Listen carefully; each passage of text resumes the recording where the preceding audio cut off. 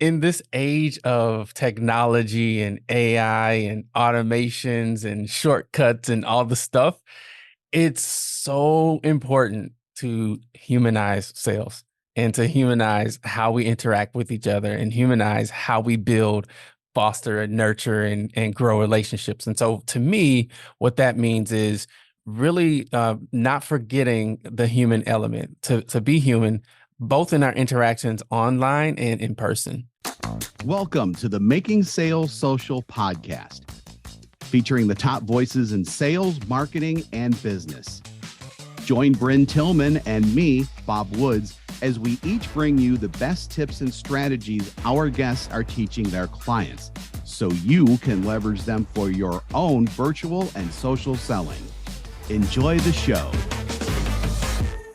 Welcome back to Making Sales Social. My guest today is Elzie Flenard. He is the host of Journey to Mastery podcast and the mayor of Podcast Town. Elzie helps companies, brands increase leads and brand awareness through podcasting. He's also the best-selling author of Flamestarter, The Art of Self-Mastery. And I'm really excited to talk with Elzie today about how to use podcasts in our sales process. Elzie, welcome to the show. Well, thank you so much for having me. I'm super excited and ready to talk podcasting and social sales. Yeah, me too. So we ask all of our guests the first question, which is, what does making sales social mean to you? So that's a really great question, because in this age of technology and AI and automations and shortcuts and all the stuff, it's so important to humanize sales and to humanize how we interact with each other and humanize how we build, foster, and nurture and grow relationships. And so to me, what that means is really not forgetting the human element, to be human, both in our interactions online and in person. Yeah, I love that. And the humanization with today's AI world that I am obsessed with and I love, really, though, is taking some humanization out of it. So I love that the Making Sales Social is keeping that human part of the process. If it's okay, I want to start by asking you a little bit, Journey to Mastery from start to today. Share with us your story behind that podcast and what motivated you to take this path as a career.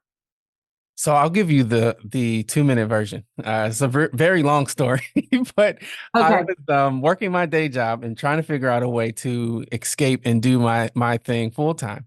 And I kept hitting my head against the wall because I couldn't get the side hustles to make enough money to quit my day job. And so, long story short, I figured that the best way to do that was to talk to people who have done what I am looking to do. So business owners, they figure something out. They're running their business successfully. And so, but I knew that I couldn't just reach out, cold email them and, say, hey, business owner, can I pick your brain? That wasn't going to work. So I decided to start a podcast, and I would ask them all the questions that I wanted to know. And selfishly, Brynne, I didn't care if anybody listened to the show. I literally just wanted to get the information from these business owners. And so I would ask them, when you were in my position, what was the first step you took before you left your corporate job? What did you do for sales? How did you get your messaging together for marketing, operations? I would ask them all the questions. And one day, one of my guests said, Elzie, if I were you, because I would give them some context on what I was trying to do. They said, I would help people start podcasts. You started this one and you seem to be pretty decent at it. So I would help people start podcasts. And I thought, because that had never occurred to me. Didn't have a plan, didn't have a strategy. I was just kind of doing it to learn. And so I took their advice and I started helping folks, launch shows. But in the process, Brynne, I really fell in love with the process of podcasting. It's a very detail-oriented, a very human, a very relationship-driven medium. And I just fell in love with the fact that I could make friends, I could do business, I could help other businesses grow, I could highlight them. and I get to learn from them and learn business all at the same time. It was like, sign me up. I love it. And so Enterprise Now was, rocking and rolling for several years. And then as most shows do, it grew to the point where, it's just like, well, does Enterprise Now really capture the heart and essence of what I'm about in this season of life? And the answer to that question was no, it didn't. And so Journey to Mastery really speaks to where I am as a human, as a business owner.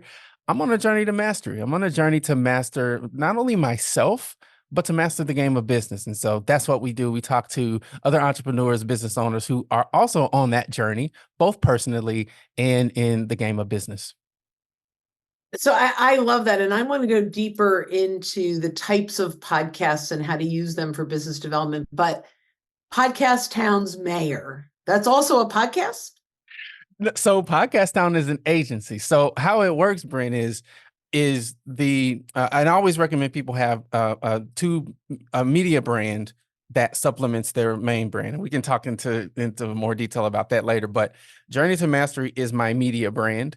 And Podcast Town is my core brand. It's the business that I run. So we help businesses launch, grow, maximize through podcasting.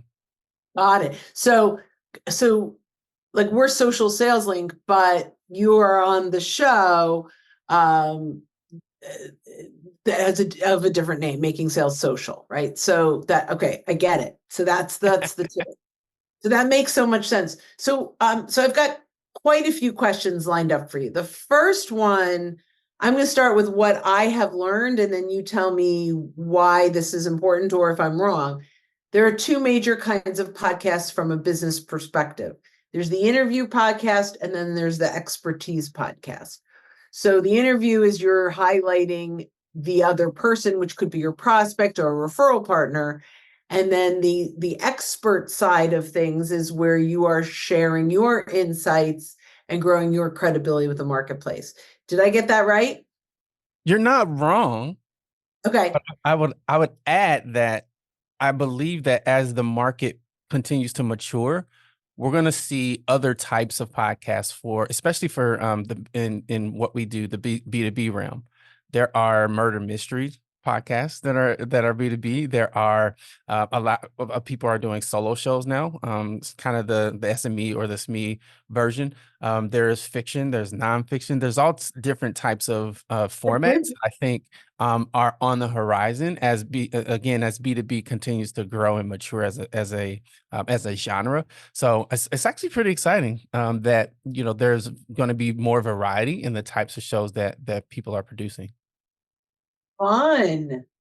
So I'm not sure if you know Bob Burg's The Go-Giver, but it's a fable, right? But it's a business fable, right? Of learning how to move from being a go-getter to a go-giver. And it's almost kind of like the Scrooge, the Christmas story, right? Like that you go well, it's a little bit different, but it's the fable. And I never thought of that as a podcast, but that's cool. So you could have a different mystery, but around your business. Is that what you're saying? Like around your core business? Yeah, exactly. Really? And think about in film, for example, when I'll just use Transformers for some reason that just popped in my mind. So when Optimus Prime is driving down the highway and they pan in and focus and zoom in on the brand of truck that he's driving, right? That's a direct placement that people pay millions of dollars to have in a film. So podcasting, I think in B2B is going to be similar, where there are opportunities both on video and audio to really kind of zoom in on different brands as a part of the story that's being told. And so I think it's really creative and innovative, but look out for it. You're going to see more and more of it. You have my wheels turning, like really, really turning. Because what I see is you take some of your real client success stories and make it like a historical fiction. You don't actually call them out because you can change it a little bit and you can kind of update. I'm going to start doing this. I think, I have sparked inspiration. I mean, that's amazing. And you're going to get a whole different listener. I'm going to say, if you're doing it for B2B, just make sure it leads to your solution in some way, right? Like, or you're just having fun with it, which I think is fun. I think that's cool. Okay. So my next question to you is, how do you say, all right, I've got this podcast, I'm going to be interviewing these experts, or whichever route you decide to take. And then, how do you, first of all, find and engage the right people to be guests? Let's start with that. Yeah, I think it's similar to, when you're starting a business, you figure out, where do my people hang out?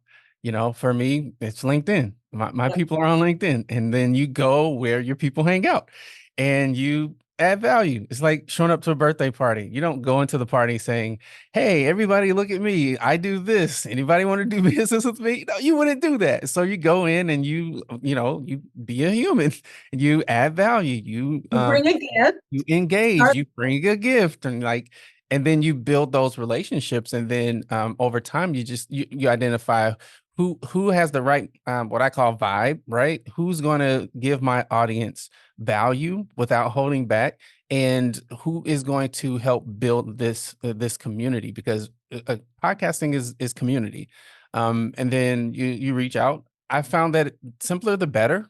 Long drawn out, complicated outreach used to work, but doesn't work anymore. Business owners are busy. I'm not going to read a 7 paragraph, invite to a podcast. I don't have time. And so really it's just about knowing where your people hang out, what they like, what they don't like, and the best ways to reach out to them. And then you simply make the outreach. And what'll happen over time is people will get wind of your show if you do a great job, if you're a great host, and they'll tell other people about it. And so I very seldomly have to go out and seek people to be on my show. At this point, we're almost 8 years in, so we have PR firms and referrals, and people are coming to us, and so it's really just a matter of getting that foundation laid, and then the inquiries will come if you do it right. So that's great. So now we've invited them, they show up. How do we decide what questions we're going to ask?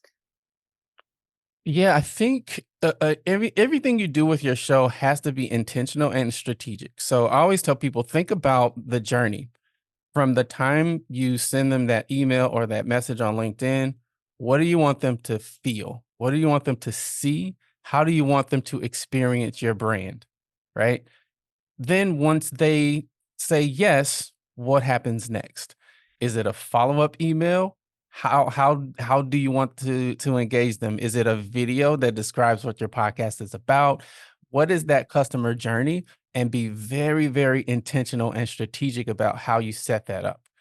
Because if you do it well, you can expose them to what you do, who you are, who you serve, why you do what you do, all along the journey. So, but before they even get on your podcast, they already know all that stuff. And now you can not even need to focus on that. You can focus on the relationship. You can focus on asking questions that are going to get the most value to your audience. I love that. Often, when I'm talking with someone about when they're using podcasting for prospecting, right? So their purpose is not just to learn amazing insights, but it's also to identify challenges and gaps where they could come back and potentially sell. So what would you say to someone who needs to balance the two? I'm doing this for prospecting. I'm interviewing my prospects, but I don't want to come off too salesy, but I also want to kind of qualify them in this interview. Yeah, I think to your point, and thanks for the alley-oop, it's all in the questions that you ask and in your follow-up, right? So I could say, Brynne, what do you love most about producing the podcast that you produce, right? And you'll tell me all the stuff. But if I say something like, well, Brynne, what are some of the challenges that you're facing as you produce your podcast? Those are very different questions, and they're going to give me very different answers, very different outcomes, right? So, and they tell me very different things. So to your point, it's all about the questions that you ask, how you ask them, and your follow-up. So I love that. I'm going to go one deeper and throw out modern day question around podcasting. How do you feel about going to ChatGPT to help them formulate your questions? I think it's a great idea. I heard you say before how, AI is a powerful medium. I think you have to embrace it. It's not going anywhere anytime soon. It's only going to get worse or better depending on what side of the equation you sit on. And so absolutely leverage it. If I'm doing a show where and so for some of my shows, I do a pre-interview. And so I'll absolutely plug that pre-interview into an AI system and pull out questions based off of the pre-interview. Now, I'm not going to just ask the questions blindly. Obviously, I'm going to look at them. I'm going to, synthesize them and say, okay, well, maybe if I add this here or move this here and kind of make it my own. But yeah, absolutely. I think you would be doing yourself a disservice if you didn't take advantage of the technology that exists. I wouldn't lean 100% on it just because it's not human. And so again, you need that human element, but yeah, absolutely leverage it. So I'm a big fan and I'm using ChatGPT to start almost everything I do, but it ends up to be somewhere between 20 and 30% correct what I land with and end with. And I thought it would be more like 80 to 90%. But what I have found is, it saves me the blank paper stare. Like, where do I begin? And then you flow once it gets you going. So Yeah. I love that. Yeah. I Um, think it kind of goes back to your earlier point where, what you put in is what you get out. So the better you get at asking it the right questions, the better outputs that you get. Perfect. Perfect. So, do you have any success stories from, let's say, either you or your client where doing a podcast interview turned into business? Oh man. It's hard to think of just one. So more recent one. So I had a guest on my show and we were talking about their journey to mastery, because that's what the podcast is about. And we started talking about um, you know, self mastery and how as entrepreneurs and business owners, it's oftentimes the last thing that we think about. We think about our team members, we think about our businesses, we think about our vendors, like we think about everybody and anything before we think about us. And so we were just talking about how, man, it would be really cool to have an environment or a community where we just focus on what we want. Like when you wake up in the morning as a CEO, how do you feel? Like, are you sad? Are you angry? Are you upset? Do you wanna just quit? Like, how do you feel?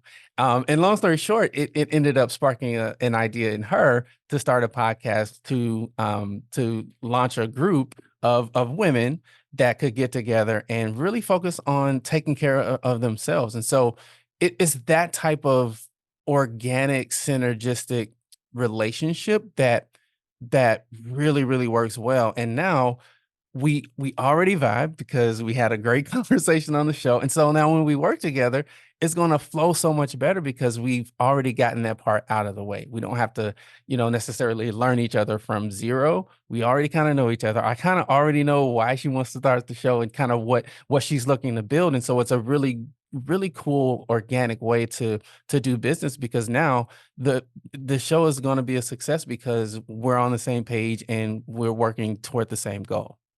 That's fantastic.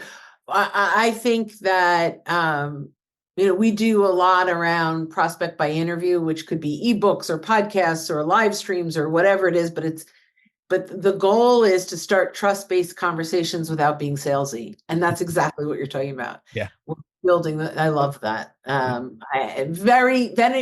feel very synergistic with your approach there for sure. Do you see any trends or predictions? Well, you started actually, you probably answered this already in where podcast is going, which is a little more fun and fictional. Anything else you want to add to that? Yeah, I believe that businesses are going to save podcasting. And what I mean by that is there's sort of two sides of the fence. There's the culture, society, entertainment side where mega downloads, all the attention, that stuff really matters. Then there's the business side where, yes, we want attention. Yes, we want downloads. Yes, we want likes, shares, comments, but we want the right attention. We want the right downloads. We want the right likes, comments, shares, etc. So they're very different games. There's the Joe Rogan, and then there's the business owner who wants to use relationships to build their business. I believe that when we look 5 years out, there's going to be a lot of businesses that are leveraging podcasting to grow their business through relationships. And I believe that we're going to hold up the industry just because the professionalism that's needed, the outcomes, and it's a very results driven approach. Um, I believe B2B podcasting is going to continue to be a big deal. So I'm going to say yes and to that, but I also think one of the reasons that's the case is this generation, the kids in college today. I have two of them, right? So this upcoming generation, the Z's, are podcast listeners. This is how they consume. I have a son who, if his gift, I think for his birthday was he wanted an iHeartRadio, so like paid subscription. And I'm like, you're 20, 21, right? You're 21. What do you want? iHeart? He goes, because that's where I listen to my podcasts. I'm like, what are you listening to? And he's listening to all kinds of things, science things, and mystery things, and all the Lord of the Rings things, right? And so the reason I cannot agree with you more is that is the way this next professional experience, the next generation of professionals are podcast listeners. Even though right now it's only personal for them, or primarily personal, that is the way they consume content. So as they move into the business world, I don't see why that would change. Yeah. And I think too, one thing that I didn't mention is internal podcasting, I think is going to explode as well, because as you look at larger organizations, right, and folks like your son who are coming into the workforce, that is a fantastic way to cultivate culture, vision, mission, right? Through an internal podcast where the CEO, who they probably will never meet in person, can directly pour into their team members. I think that's a very burgeoning area of the space. So I've seen this once in a company, and I think it was SAP, but I'm not sure, where they're interviewing their employees. And so not only are you getting, I don't think it's the CEO, but a high-level C-level person interviewing the employees, that employee now feels important. You're building stronger internal loyalty. You can cross pollinate what each department is doing and what other, and so I love this. I could talk to you all day on this, but I have 3 more questions. Got it. The last question is advice for aspiring podcasters. My biggest piece of advice is always, always, always, always understand why you're doing your podcast. You're a business owner, then really understand which game you're playing and play that game well. I can't tell you enough, Brynne, how many times I look at somebody's website and the website looks fantastic. The copy is great. The graphics are great. And then they have a tab called podcast. And I click on that tab. And then there's a cover art with their podcast and some text and graphics. And then there's a button that says listen here. So I click that button and it opens another page. After about 4 clicks, I finally get to the podcast and it sounds like they're talking in a potato. And I say to myself, why would you not have professional sounding, looking, branded podcast so that I have that consistent experience with your brand? So business podcasters, please quality is important. I'm telling you from a person who notices it, quality is important. So do a quality show, I guess is my point of that whole ramble. The other thing is consistency and play the long game. It's popcorn. Podcasting is not a popcorn medium. You're not going to release a show and then all of a sudden, 1,000 clients are going to come. That's not the way it works most of the time. Sometimes maybe not for me. So you have to be in it for the long haul. It has to be a part of your business development strategy, because then that places it in that place in your mind and not a side thing or another thing to do. And then finally, have fun, make it different, be yourself, inject the human side of you and your brand into the show. So that's great advice. I love that. Any particular microphone? I have the Blue Yeti and I love it. I've heard the good things about the Blue Yeti. The microphone I'm using now is a pod mic. But the thing to know about this is it's an XLR, which means I have to have a audio interface that plugs into my computer. But you don't need to do that. I know the SM7B just released a new version, the SM7DB, that has a USB input. So you can plug it right from the microphone, right into your computer, and it'll sound amazing. The economic version of that, there's an Audio-Technica 2100 series. It's like less than $100 USB mic. I've referred that to clients and it works great. Thank you for that. I appreciate that. So I actually added in a extra question in there, but my second to last question is, what question did I not ask you that I should have? It always gets my favorite aspect of podcasting. What is your favorite aspect of podcasting? So the thing that I love most, I'm an audio head. I grew up in music, singer-songwriter since I was 5 years old. So I love the art of story, the art of telling a story, the art of making people feel with words, right? And I love watching somebody go from where they started to where they are to where they want to be. And I get to be a part of that journey on both sides of the mic, both as a guest and as a host and as a producer. I get to help people go on that journey. And I've seen so many times people discover things about themselves or uncover things about themselves that they didn't even know through the process of and on that journey. And so that's got to be my favorite part. A really close second is just the relationships that I get to build. That's amazing. I love when I talk with people that are doing this for the right reasons, and then the money is the extra bonus. Yes. So I just love it. My last question is, if our listeners want to get in touch with you, how should they do that? Easiest way, you can email me directly at mayor@podcasttown.net. And then I'm always on LinkedIn. So those are the two easy peasy ways to get me. Wonderful. Well, thank you. And go follow Elzie's podcasts. Follow him on LinkedIn. Go watch his stuff. And if you are exploring your own podcast, he is the resource for you. And as we end this show, when you guys are out and about, don't forget to make your sales social. Don't miss an episode. Visit socialsaleslink.com/podcast. Leave a review down below. Tell us what you think, what you learned, and what you want to hear from us next.